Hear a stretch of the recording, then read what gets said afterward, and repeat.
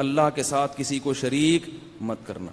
یا اللہ مدد چلے گا, یا رسول اللہ مدد قبول نہیں ہے, نہیں ہے. بس چھوڑ دو اپنے مولوی لوگ جو تمہیں کہہ رہے ہیں نا یا رسول اللہ مدد ہونا چاہیے, ان کے فلانے مہاجر مکی نے لکھ دیا تو فلاں نے لکھ دیا. وہ ہمارے اکابر نے لکھا ہے مشکل کشا, اس معنی میں نہیں لکھا مشکل کشا کہ اللہ نے ان کو اختیارات دیے ہیں. مشکل کشا اس کو بھی کہہ دیا جاتا ہے بعض دفعہ کہ وہ آپ کی کوئی مشکل بیٹھ کے حل کر دے, اور اس لفظ کو پکڑ کے بیٹھ کے کہ حاجی امداد اللہ مہاجر نبی مکی نے بھی مشکل کشا لکھا ہے. وہ بھائی وہ اس معنی میں نہیں لکھا, اگر اس معنی میں لکھتے کافر ہو جاتے اور ہم ان کو اپنے بزرگوں کی فہرست سے نکال دیتے. جو مشرک ہے وہ تھوڑی بزرگ ہوتا ہے. لیکن جو شریعت کی بات ہے, جو قرآن کہہ رہا ہے, وہ اس کو دیکھو کہ اللہ کے ساتھ کسی کو دعا میں شریک مت کرو. اس پہ تو دو رائے ہیں نہیں, اس میں تو اللہ نے پیغمبروں کے والدین کو نہیں معاف کیا. بھائی ہم اور آپ کس کھیت کی مولی ہیں؟ تو صرف اور صرف اور صرف مدد کس سے مانگنی ہے؟ آپ بریلوی بن کے رہو, ہمیں کوئی اشکال نہیں. آپ کو میں بریلوی ہوں, کچھ نہیں ہوتا بریلوی کہنے سے. آپ کو میں دیوبندی ہوں, کچھ نہیں ہوتا. آپ کو میں آپ کی اوقات بتا رہا ہوں سر, برا نہیں ماننا سر. کی سلفیوں کی حکومت آئی جنہوں نے عشق رسالت مآب صلی اللہ تعالیٰ علیہ وسلم کے خلاف نہ جانے کتنی بکواس کی. لیکن مجھے اس وقت فخر ہوتا ہے جب مدینہ رسول جاتے ہیں اور دربار رسول کی جالیوں پر اندر جانے کا جو دروازہ ہے, اس دروازے کے تالے پر, چابی پر آج بھی امام بوسیری کا قصیدہ لکھا ہوا ہے.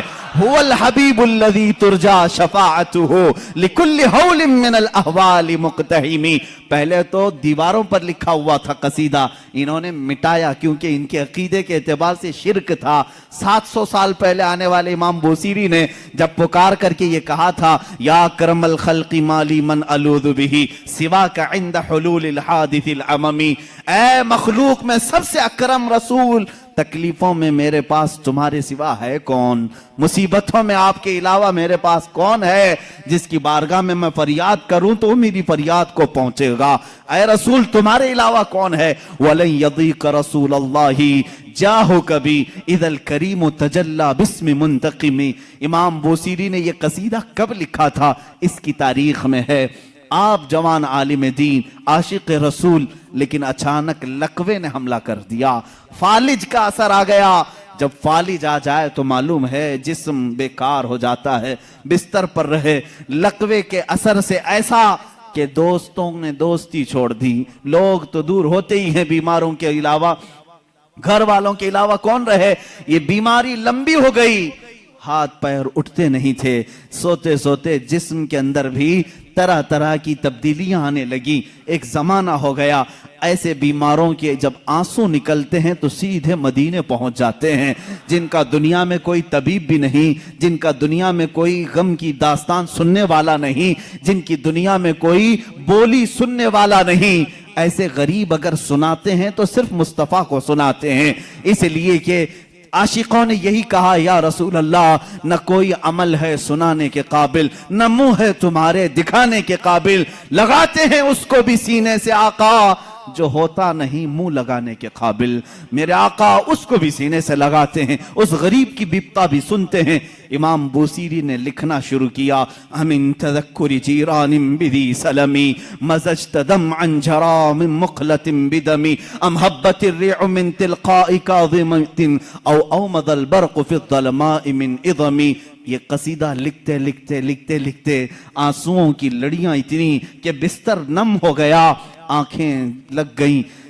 بیداری کے عالم میں لکھ رہے تھے, آنکھیں لگ گئی, نیند آ گئی. اور اس وقت خواب میں میرے آقا تشریف لائے. کہا اے بوسیری کیا تو نے مجھے یاد کیا ہے؟ جب بھی امتی درد دل سے یاد کرے میرے آقا تشریف لاتے ہیں. امام شرف الدین بوسیری لکھ رہے تھے قصیدہ کہاں سے؟ الحمدللہ منشی الخلق من عدمی ثم الصلاة علی المختار فی القدمی. یہاں سے آپ نے قصیدہ لکھا اور آپ فرماتے ہیں قصیدے کے شروع میں میں چاہتا تھا یہ لکھیں مولایا صلی وسلم دائما ابدا, لیکن مجھ سے دوسرا شعر فٹ نہیں ہوتا تھا, دوسرا مصرع بن نہیں پا رہا تھا. پورے شعر لکھ دیا, پہلا ہی شعر مکمل نہیں ہوا, سو گیا. خواب میں میرے آقا نے فرمایا بوسیری جو ہماری شان میں لکھے ہو ذرا سناؤ, ذرا سناؤ. इमाम बूसीरी सुनाने लगे, एक ही शेर पर अटकते रहे, मौलाया सल्ली वसल्लिम दाइमन अबदा, मौलाया सल्ली वसल्लिम दाइमन अबदा। आगे का आका नहीं आ रहा है। मेरे आका ने फरमाया, बूसीरी इस आगे वाला मिसरा मेरी तरफ से रख लो, अला हबीबी का खैरिल खल्की कुल्लिहिमी। दुनिया का ये कसीदा है इमाम शरफुद्दीन बूसीरी का, जिसका पहला शेर इनकी तरफ से है, दूसरा शेर मुस्तफा जाने रहमत की तरफ से है।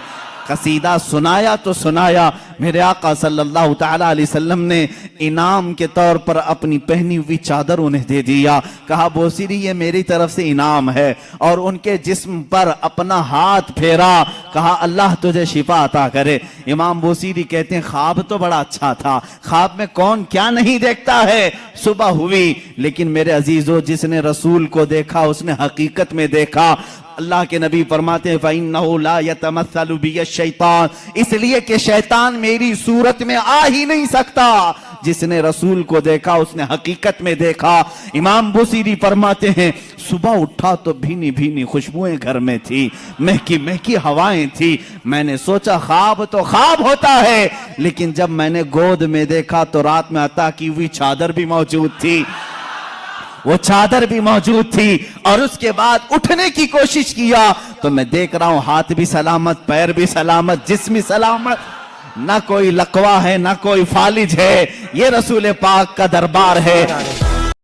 भाइयों वीडियो पसंद आई तो वीडियो को लाइक कर देना और चैनल को सब्सक्राइब कर देना। अपनी राय कमेंट बॉक्स में देना। आपको ये वीडियो कैसी लगी।